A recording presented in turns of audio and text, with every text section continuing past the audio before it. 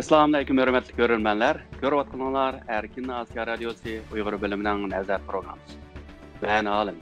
Biz bugün Xitay hökumətinin Dünya Uyğur Qurultayı hem Angliyadagi Uyğur Sud kollegiyasiga qilgan eng yangi hujumlar ustida söhbət edib baramiz. Biz bu münasibət bilan Dünya Uyğur Qurultayının rəisi Dolqun Eysa əfəndini bu söhbətə alayı təklif qılдық. Söhbətimiz xoş gəldiniz. Rəhmət, xoş bulduk. Dolqun əfəndi, bu Xitay hökuməti yana Şinjan Uyğur Avtonom rayonluq hökumət 25 may günü, yəni məşu səyşənbə günü Beijingdə alayida mətbuat yığını keçib, yana qayıtlı halda burunqidək, yəni Dünya Uyğur Qurultayını terrorizmə bağlab, həm sizni ilgari terror fəaliyyətlərini ilib bağan dəb isminizni attab turub ayıpladı, həm aldığımızda içilgan, yəni 4 iyuldan 7 iyulgacha Angliyada içilgan Uyghur Sud kollegiyasiga qarta qattiq kuchlik hujum qildi. Sizningcha bu Xitoy hukumatining bunday qilishining, bu sud ichilishdan burun bunday qilishining sababi nima? Bu yerda Xitoy hukumatining meni Dünya Uyghur Qurultayını terrorizm qalpığı bilan qarlab, bizning faoliyatlarimizni ujuqtirmoqchi bo'lganligi, paltilmoqchi bo'lganligi yangi bir hodisa emas. Buni Xitoy hukumati 2003 yildan buyon rasmiy meni shaxsan terrorist tashkilotlar tizimiga kirgizgandan buyon bütün imkoniyatlar bilan bu qarorni chaplashga tirishib keldi.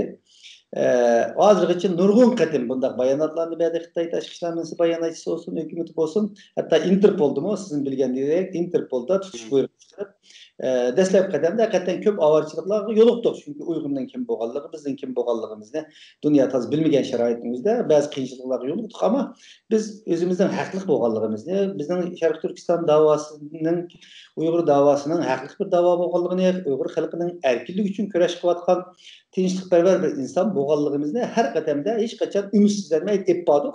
Eng oxirida Xitoyning bu qora chaplashtirma 2018 yilini Interpoldan o'chirish bilan xalqarada bir qadar aqlangan bo'ldik. Dünya Uyghur Qurultayı Amerikada demokratiya mukofotlarini oldi, inson haqlari mukofotlarini oldi. Ammo Xitoy bundan hech bir qachon voz kechmadi. Xitoy zaten voz kechmaydi. Bu qadim endi bu Angliyada ochilmoqchi bo'lgan Uyg'ur sudi boshlanishga bir hafta 10 kun qolgan vaqtida nayt asabiyliklarcha yana qaytadan bu muqomni to'g'lashga boshladi. Ammo Xitoyning bunday qilib ketishininki nimasidan bak hayron qilishga bo'lmaydi. Chunki Xitoy o'zida bir qonun davlat emas. Xitoyda qonun bor ama icra qilinmaydi. Xitoydagi bütün qonunlar Xitoy Kommunistik partiyasi uchun xizmat qiladigan bir vasita. Onun için bütün teşvikatları olsun, matbuatları olsun, emeldarları olsun, hatta kanun, asası kanunlar mı Xitoy Kommunistik Partisi'ye hizmet kıldıgan bir esla boğallığı için bir yerde Xitoy hükümeti kanun bilen idare kılınan sistemlerden bek kokudu. Şunun için bu hazırlıkça Amerikan hükümeti, Angliya, Kanada, Litvanya ve Gollandiya parlamentleri bunu Şarkı Türkistan buluvatkan kırgınçlarını, erkek kırgınçlar tonamakın Xitoy neme kılışını bilmey, nayet kattık sarasını güçken, dünyanın aldaşka, her pedazlaşka, ve hatta Ramazan'da köydük insanların zoğulap, samaoğullarını oyuntuş arkalık kattı Uygur halkı nayet bəxş saadetlik yaşavatkan tek bir görünüşünü görüştürüştü. Ama bu dünyanın bu aldamçılığı, boğalığı dünya bilip oldu. Bunun işengen yok asasiyetin.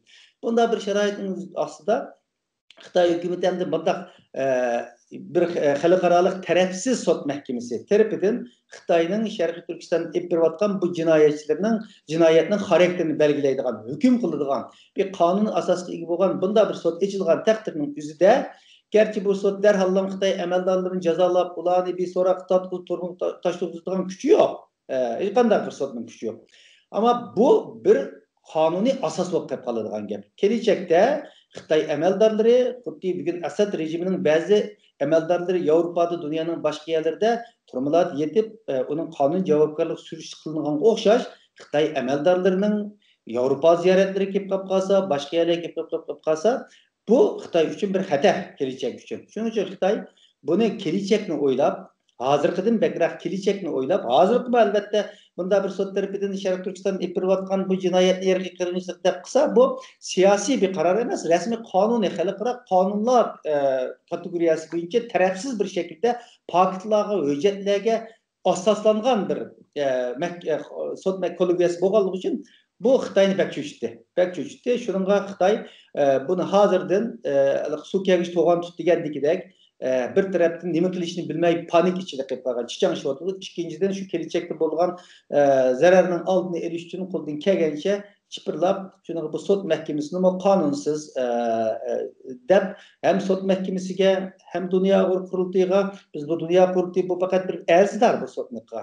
Bu sudning qurilishi buni qilgan tarafsiz sudchilar yani Jeffrey Nice degan o'z vaqtida Milosevic'ni sudlagan bir sudchi xalqaro naydi yuqori shuhratga bu odamlar undaq bir pakitsiz asossiz chiqmaydi o'zining o'tgan tajribalari xotirasi kuchli bir hurmatga bo'lgan bir inson va kelajakda o'zining bu obrazini o'rinsiz narsadan izlashni xohlamaydigan gap. Shuningga Xitoy buni bilganligi uchun Çamma Atay çaplaşmasını izi kalsın degan şekilde bu sotqa nayt hücum qilib, buni to'xtatishga, buni haqorat qilinishga, buni sotning qonuniy kuchini ozishga harakat qiladi. Bu sizningcha siz abaydan deb ketgandek bu bir ayrim mustaqil bir sot mahkamasi bu. Bu ma'lum bir davlatga, hatto Angliya hukumatiga qaramaydigan bir sot mahkamasi. Shuning bunda bir ayrim bir sot mahkamaning, ya'ni Xitoy hukumatining Uyg'urlarga qarata ilib berayotgan jinoyatlarni irqiy qirg'inchilik deb bekitishi, ya'ni bu ma'lum bir davlatning yoki ma'lum bir parlamentning bekitishi bilan o'xshamaydi. Chunki Xitoy hukumatining toki hozirgacha da'vatqini, ya'ni bo'libmi musulmon, turk, 3-chi dunyo davlatlariga da'vatqini, bu Amerika hozir bizning bosh ko'tarishimizga buning chidamayotidi. Shunga har xil yo'llar va vositalar usullar orqali bizni besyotidi. Shuningga bu Uyg'urlar masalasi kelgan chog'da bu biz bularni bir obdan xizmat berib tarbiyalab olsak, bular qo'pib uni irqiy qirg'inchilik deb atab bizni har jihatdan qistashga urinyotidi degan bu xil safsatani shu o'tir sharq davlatlariga, Afrika davlatlariga setib keldi masalan. Nurg'un davlatlar shuning ishindi masalan hukumatdan Pokiston, Falastin, Suriya degan davlatlar masalan. Ammo bu bir mustaqil bir hech qanday davlat yoki parlamentga tava bo'lmagan bir sud mahkamasining xalqaro qonun bo'yicha ayrim shaklda Xitoy hukumatining Uyg'urlarga qaratgan bu jinoyatlari, ya'ni irqiy qirg'inchilik deb oxirgi hisobda bekitsa, sizningcha Xitoyning andish qilgan yeri shu, ya'ni Xitoyning bu g'arb Xitoyning cho'ng bo'lishini, kuchayishini xohlamaydi, shunga bizga besim qilyapti degan bu quruq bahanadan foydalanmay qilish mumkinmi? Elbette sizin degandagidek bu sot mahkemesi ya bir devletke ya bir hükümetke bağlılık bo'lgan bir sot mahkemesi emas. Demek siyasetin yoki ma'lum bir tarafning ta'sir qilishdan tamamen uzoq bo'lgan, hech qanday kuchga bog'lanmaydigan 100% mustaqil bir sot mahkemesi bo'lganligi uchun bu sot mahkemesining eng oxirida qaroridan qanday chiqadiganligini biz bilmaymiz. Ama arzuyimiz bunun bir irqiy qirg'inchilik. Chunki hozirgacha ta'minlagan nurg'un materiallar var. Bu yerda bütün kamplar yetib chiqqan insonlar bilan suhbatlar olib berildi. Mening o'xshaydigan oilaları bu kamplarda o'lib ketgan insonlarni oila qurbonlari bilan shohidlar bilan olib bordi, mutaxassislar bilan uzun tekshirishlarni olib bordi. 10 ming betdan ortiq tadqiq nimalarni, materiallarni tekshirib chiqdi bular. Tekshirib chiqdi. Yani belki biz bilmagan boshqa tekshirish usullari bilan jiqnasdan tekshirgan bo'lishi mumkin. Biz bilgan ma'lumotlarni, biz ta'minlagan ma'lumotlarni, ya'ni Uyg'urlar ta'minlagan ma'lumotlarni 10 ming betga yaqadigan bir ma'lumot. Bu işlerin hemmisini advokatlar, mutaxassislar jiq tekshirishlar orqali bu sud ichilyotdi va Xitoy hukumatini chaqiribdi. Demak, Xitoy hukumati haqiqatan qo'rqmaydigan bo'lsa, agar o'zining bu masalada javobgarligidan ensirmaydigan bo'lsa, sud mahkamasiga berib guvohlik qilish kerak. Biz masalan bugun mangamiz guvohlik bermoqchi. Chunki qo'limizda faktlar bor, hujjatlar bor. Shularni taqdim qilamiz. Agar Xitoy buni yolg'on desa, bu xalqaro elitni texi sud bo'lmay turib, qanday qaror chiqadiganligini bilmay turib, uning natijalariga baho berib Xitoy aldirash olib ketib qoldi. Xitoy hukumatini iya kelib, o'zini oqlay olish kerak. Ama kelamda kemmem bilmeyimiz. Mujna bir vaziyat. Çünkü Xitoyning bu yapayotgan bir jinoyati ispatlanib bo'lgan bir jinoyat. bugün onunla bir su kirmeydi. O sual işareti koyup mu bulmaydıgan bir mesele. Xitay'ın qo'llayotgan devletler fakat iqtisodiy manfaat belirligi, siyasi manfaat belirligi bilan ular devletlermi biladi. Ama amalsız, xalqi aç, yüzüden birmincha inson hakları jihatlerde problemleri bo'lgan, Xitoy qarash beqinli bo'lib qolgan davlatlar bo'lgandan bu amalsız. Çünkü biz Birleşmiş Milletler Teşkilatı ziyaret etgan vaqtlarimizda bazı devletlarninki amaldorlari bilan, bazı devletlarning bilan sizlar mushunchalik bir jinoyat bo'lyapsa, buni qanday qilib yana Xitoy tarafda va yoki jimjilik tura olasizlar desak, ba'zilar yang ichida bo'lsin deb bizning qanchalik qiyinchilik qolganliklarini bir insoniy vijdoni ichilib shaxsiy bo'lish bilan buni bildiganligini, ama devleti, hükümetinin bununla cesaret kılanmaydıganligini, çünkü Xitayning iqtisodiy va boshqa sabablardan bog'liq bo'lib qolganligini ifoda qilganlar bor. Biz bilamiz.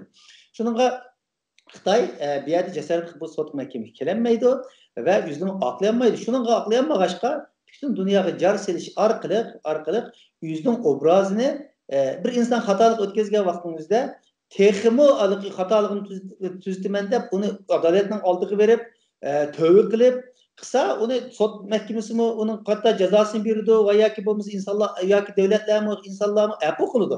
Ama Xitoy bu yerda asabiylik bilan bir xalqaro qonun bilan o'ynashyotidi. Shuning uchun o'zining obrazining zedilnishidan va kelajakda Xitoy amaldorlarining, Xitoy hukumatining bir sud tarafidan haqiqiy jinoiy javobgarlik tortib qiladigan bu qadamning mushu boshlanishi bo'ladi endi. Mush sababdan belki ensirab mushundaq bir hareketlarni qilyotidi. Menimcha Xitoyning bu nimalari hozir hatta siyosiy qaror olgan siyosiy qarorlarda Xitoy dunyodagi ko'zni bo'yallig'i yo'q. Hamda bu bir qonuniy narsa, pakt asoslangan sud mahkamasiningki nimasi Xitoyning ta'siri asosida qolmaydi deb o'ylayman. Uning sud bir qatim tugamaydi.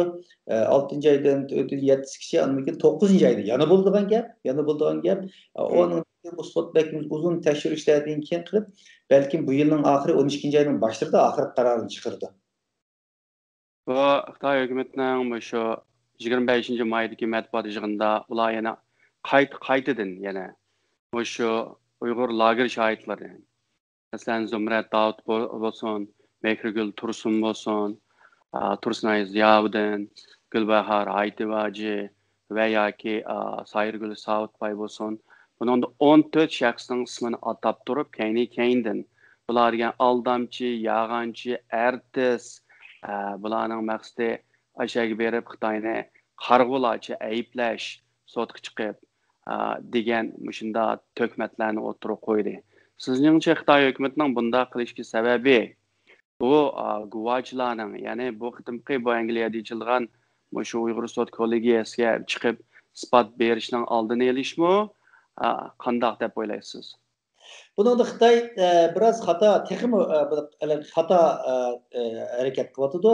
Çünkü bir yerda Xitoyning maqsadi biri mushu sud kollegiyasini qandoq to'xtatish, xalqaroning diqqatidan obrazidan bu sudning tarafsiz bir sud bo'lganligidan iborat bu obrazni xunukdashtirishga urinayotidi. Ama unda bo'lmaydiganligini Xitoy o'zi bir qonun bilan idora qilinib boqqan bir davlat bo'lmag'achqa, qonunning nimaligini to'g'ri yaxshi tushunmaydigan bo'lganligi uchun aşındaq bir qarlarını sulaş arqılıq bu sotning obrazını xunuklaştıralayman degan hareketde bo'lgan bo'lishi mumkin. Bu bir cho'ng xatolik hamda. İkinci birisi bu guvohchilarni, şahitlarga bu qarlarını sulash arqılıq bu tunji qatim so'ralgan bir qara emas. Hozirgacha bundan burun matbuotlarda hatta Xitoy tashqi ishlar bayonotchilari resimlerini bizning kompyuterda yozib chiqqanlarning resimlerini matbuotlarga tunishtirib turish orqali ularni yolg'onchi, kazzab, bundaq deb ayblab kelgan, ama bu dunyoning adolat, qonun bilan idora qilingan davlatlarning, parlamentlarning, xalqaro matbuotlarning hech bir qaylig'ini, maylig'ini qo'zg'ayolmadi. Demak, Xitoy bu yerda tamamen yolg'on gap qotdi deb Xitoy bu narsada mabug' bo'lolmadi. Bu bir tecrübe bo'lgan avvalingizda yana o'xshash narsa qayta takrorlanishimizni Xitoydek o'zining cho'ng bir davlat degan davlat uchun yarashmaydigan va bir ahmoqona bir harakat. Endi balki yana Xitoyning bir maqsadi mushundaq bisimlarni qilish orqali o'sha kompyuterda yetib chiqqan va yoki sudda shohid bo'lgan insonlarning ko'zini qo'rqitish orqali bu sudga kelmasa, shundan bu guvohlik bermasa, veya ki bu sotga beğendiğin guvalık başka yalnız olsa dep belki bunu mu ançımınca yani bir deryada suda çökep gitip bağın, ülep gitip bağın bir insan xuddi yılanın kuyruğu esilgan okşaş Xitay hazır çökep gitip bağın deken bu halkara kanunlar dairesinde en ahırda muştungun bir başvurmakaydı belki bu insanlar muştungun koku sotku bağmasa, guvaçlar kemmese şu sotun ne soğuçlaştırışı mümkün diyen mujda bir hamçotunu sokuvatkan buluşu mümkün ama bu kamplar yetip çıkanlar olsun, belki guvaçlar olsun bula bu meseleye kat'i irade bilen barıdığanlığını ifade kılınır. Çünkü bula tamamen ulanın ör iradesiyle bu şahitlik, guvaçlık meselesi ör iradesi bilen bulungan çünkü sot mahkemesi kurulup bütün dünyaya delillerini toplaş için çakırıklarını çıkan vaxtıda net yüzleyen qarindaşlarımız ailesi ziyankeş şurgan, yüz ziyankeş şurganlar bes bilen sot mahkemesi yüzden materyallerini taşıyordu. Şuların içinden sot mahkemesi körep onun dinkin anın şunu vekillik karakterlik olan insanların ki nemelerini tallap çünkü net yüz adamın hemmisinin anlap olmaydan yapemdi. Şunun için tallagan şunu bence Xitayning bu hareketleri biraz orunsuz hareket dep oylayman. O ötken hafta Belgiya parlamentida şu Uyg'urlarning qirg'inchilik masalasida isbot yig'ini ochganda yani ma'lum bir davlat nurg'unlarning aytishicha Xitoyning to'g'ri hujumi sababidan bu parlament isbot berish yig'ini hamda to'xtatishga majbur bo'lganda sizningcha bu qitimqi hamda bu Angliyada ichilgan yani kelabda bu Uyg'ur sud kollegiyasimi sizningcha hamda Xitoy hukumatining hozirgi bu qarashlari, ayiblashlari bilan ular bu xil to'g'ri hujum qilishi mumkinchiligi bor deb qaramsiz? Bu ehtimallik mümkün. Bu meselemi bizim dikkatimizde buluvatkan bir mesele. Hatta Xitay hükümeti bu undaq hücumlarının başlaganlık. Mesela tönegin bir kısım bu sotka guvaçı bulduğanlarının çünkü lojistik berip urullaştırış meselelerine biz dünya kurti mesele boğallığımız için adamların kütüş, urullaştırış, sotka apırışlarına çünkü çıkı İngiliz için bilmeydi. Bazıları kilidi London'a. Bazılarının pasportu, seyahat kinişkileri bulmağalla. Mesela Amerika'daki bizim kamp şahitleri bula tor arkalık berdi. Şununla bula bilen tönegin bir yığın açtık. Bula işi bazılarga aşu uçurlar kilip telefonları tamamen çöküp ketken. Avvalla başlanıptı Xitay. Anın deyken başkılığın kozulup şunun tönegin bizde qat'i şu sotun aldı kaynağı için bunda hücumlar bulup kılış mümkün. Tanımagan telefonlarını, kelgen emaillarını aşmaslık tanımagan internetke bağlanmaslık ve şundaklı biz yana bazı xalqaralık şundak internet bexatarlik şirketlerden biz bir qancha ayilligir ama şunda bir avvalla bu qaz qanday qilamiz da bazı ma'lumotlarni egallagan ularning fikrlarini olgan ularni bilan o'rtoqlashgan bo'ldik. Demek anın sot mahkemesi mi bunu dikkatini qilmoqlik deb o'ylayman. Ularmi bu haqda çok bexatarlik tedbirlerini aldı. Ama mümkün. Qo'ldan kelgan şekilde bunun mayli biz guvaçlarning bexatarlik nuqtai nazaridan bo'lsin, qo'limizdan kelgancha harakat qilyapmiz. Sot mahkemesi mi bu meseleye Angliyaning munosabatlik organlari bilan, to'g'ri bexatarlik organlari bilan aloqalashib, shu sotning Xitoyning hujumiga uchramasdan muvaffaqiyatli bo'lishi uchun harakat qilyapti degan umidda. Ama Xitoy sizin degandek Belgiyada shunday bir cho'ng ishni qiladi. Bu bizim için çünkü bu sotning oldida Belgiyada bo'lgan bu mu bizim uyqumuzni yana bir qatim eshishimizga sabab bo'ldi. O'sharligimizni oshirish sabab bo'ldi. Menimcha Xitoy bu qatim bu maqsadni unda qilolmasligi mumkin deb o'ylayman. Bu Xitoy hukumati shu seshanbadagi matbuot bayonot yig'inida yana alohida bizning Erkin Osiyo radiosiga hujum qilib bizni ya'ni Xitoyga qarshi bir radio stansiyasi yana hatto terrorizm diniy asabiychilikni targ'ib qiladigan bir matbuot deb ayblagan. Sizningcha Xitoy hukumati deb bunday nima uchun bunday deb qaraysiz? Bu gayet normal hadise. Çünkü Xitayda degandek kanun mu yok, erkin matbuat mı yok? Çünkü Xitay'daki her neyse Xitay Devleti Komünist Partiyası için hizmet kıldı ama Garip devletlerde Amerika'da onda emez. Erkin Asya Radyosu tamamen tarafsız xalqaro matbuat erkinligi ve matbuat kanunları boyunca faaliyet yapırdıgan tarafsızlık bilen bir salohiyati bo'lgan, tarafsizlik salohiyati bo'lgan, haqiqiy jurnalizmlik axloqi bo'yicha harakat qiladigan bir organ. Onun uchun mumkin dunyoda Erkin Asiya radio stansiyasi bo'lib Uyg'ur bo'limi nihoyatda yaxshi bir ta'sirotga, o obro'yga ega bo'lgan bir o'rin. Bunda bo'lgandan keyin Xitoy albatta har yerga chamma etib boqadigan gap, dunyo qurultiyi terrorist tashkilot deb onu ucupturuldu. Büşkünse Erkin Asiya radio stansiyasini şundaq chamma etadigan gap. Andan keyin bir yerda Erkin Asiya radio stansiyasının bulupmu 2017-yildan boshlab bizning vatan bilan bo'lgan aloqalarimiz tamoman uzilib ketdi. Dunyo qurultiyining uchur elish imkoniyatimiz qisilib ketdi.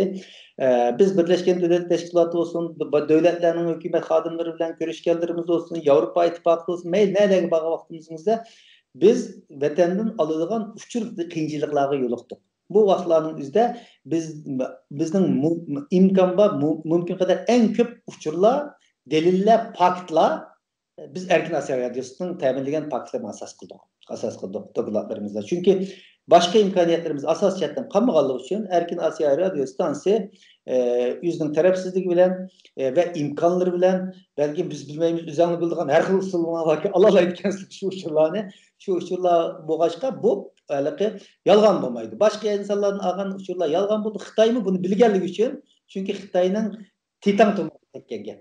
Bu güyla qanda bu uçurlarınızı alalaydı, qılalaydı. Dep bu arqılıq sizlərə mi Erkin Asiya radio stansiyasını çam etiş arqılıq sizlərin qorup birazdan xönükləşdiriş qılan və Muşu Sot Məhkəməsinin üzümü bəlkə sizlərin Erkin Asiya radiosunun nurgulluğun uçurlardan advokatlar, sotçular Muşu bir yıllık nimi jarayanda çık paylandı, uçurlarını qıldı. Erkin Asiya radiosu Avrupa'nın başqa bütün Muşu xalqara tərəfsiz medialıq quruluşlardan paylandı. Ama Erkin Asiya radiosu dünyada birdən-bir Uyghur tilide anlatış berdiğen xalqimizning bir ovozi bo'lish salohiyatini üstlengenligi uchun Xitoyning sizlarga hujum qilishi nihoyat normal bir hadisa deb o'ylayman. Bu Xitoyning hujumida bizning muxbir Shuhrat O'chorning ismini atab turib Shuhratga hujum qildi. Buni Shuhratning albatta o'ynagan rolini aytdi cho'ng. Bizning vatanda bo'layotgan ishlarni dalillashdi. Shuningga bir tarafdan ilgari Amerikaning tashqi ishlar ministri Mike Pompeo apandi yani Xitoy hukumatining Uyg'urlarga qaratgan jinoyatlarni irqiy qirg'inchilik ham insoniyatga qarshi jinoyat deb e'lon qilishdan bir hafta burun shu Amerika ovozi so'zlagan nutqida shu Erkin Asiya radiosi Uyg'ur bilimini alohida maqtab o'tab ketdi. Uning albatta maqtig'ini albatta ya'ni Uyg'ur bilimining Erkin Asiya radiosi Uyg'ur bilimining qilgan xizmatining qanchalik kuchli ekanligini isbotlagan bo'lsa, yana bir tarafdan albatta bu Xitoy hukumatining bizni ayblishi albatta siz degandek, ya'ni ularning titan tomirga tekkanning bir ifodasi bo'lishi mumkin. Şunun Erkin Asiya Radio stansiyasının Uyghur bölümündeki qarindoshlarımızdan şu bugün nurgulgan devletlerinin, hükümetlerinin, parlamentlarının Şarkı Türkistan'da bo'layotgan şu qirg'inchilikni erkiy qirg'inchilik deb qabul qilinishida maddi paketlar bilan ta'minlash nuqtasida o'ynagan roli nihoyat zo'r. Buni e'tirof qilishimiz kerak. Haqiqatan sizning muxbirlar jon fidoligi bilan xizmat qilyapti. Sizin de ötkeninde Shuhrat O'chor olsun, başka radyodaki bütün qarindoshlarimiz, sabtaşlar haqiqiy bir axborot axloqi bo'yicha yolg'on aralashtirmagan şekilde bu hareketni yapmaganlığı için nurg'un xalqarалық mukofotlarga erishdi. Mesela Gülcekre, Shuhrat O'chor yani başka ismini bilmeyen arkadaşlarımız anlayan bu Uyghur bölümünün özü. Bunların hemisi o G'arb dünyası Xitoyga o'xshash qo'shamachilik bilan aqshlar bilan berilgan mukofot yo'q bu yerda. İnsanlar ko'z tutdi, taroziga qo'ydi, qilgan xizmatlarini selishtirdi, andan keyin berilgan gap. Bu yerda men bu fursat bilan Erkin Asiya radio stansiyasini siz boshliq bütün şu Uyghur bölümündeki sizin sabtaşlarınız, xizmatdoshlarınızga dunyo qurultiyi nomidan, bütün Uyghur xalqi nomidan bir rahmat aytamiz. Bu Xitoy shuning uchun chidamavotdi. Shuningga bu nuqtada xizmatlarini texmi davomlashtirishinglarni hech qachon umidlanmang. Ammo oson xizmat emas. Nurg'unlagan sizlarning muxbirlarning oila tabotlari mushu sababdan, mushu radioda ishlaganligi sababdan qandaq og'ir fojialarga. Tamam, bizga bir aktivist adam. Biz bayrakni uchiq ko'tarib chiqib Xitoyga qarshi kurash qilyapmiz. Tamam, bizning oilalarimizning ziyonkashlik uchirishi qilishi biz bilib turib qilgan. Ammo muxbir deganga matbuot nimalarga dunyoning hamma yerida ayrim bir statusi bo'ldi unga. Har qanday diktator hokimiyatmi muxbirga axborot nimasiga bundaq o'chirish xarakterlik qilolmaydi. Ammo Xitoy bir axloqda hech qanday bir nimada sınır tanımaydigan bo'lganligi uchun hatta BBC'nin muxbirini qo'g'layapti, Amerikaning ba'zi matbuot xodimlarini qo'g'layapti. Shuning bu Erkin Asrar radio stansiyasining muxbirlarini Beijingda qo'g'layotsa, iyada Uyg'ur bo'limining iyada nimalar bo'lmag'achqa o'shni o'zining urug' tuqqanlaridan oldi. Urug' tuqqanlaridan. Bu hech qanday bir Xitoydan boshqa eng vahshiy diktator davlatlardan oz ko'rilmagan bir hodisa. Shuningga bular haqiqatan jabhat tortadi. Fedakarlık kuvveti bedel tölevatsizler. Ularning hammasiga biz bütün Uyg'ur xalqi rahmat aytamiz. Rahmat Dolqun Efendi. Hörmətli görürmenler, bizning bugungi programmamiz bu yerda oxirlashdi. Bu Angliyada ochilgan Uyg'ur sud kollegiyasi, ya'ni 4-iyuldan 7-iyulgacha naq maydon tarqatildi. Shuningga vaqt kelganda diqqatinglarni berasizlar. Unda biz hammalarga rahmat. Xushvaqt bo'ling.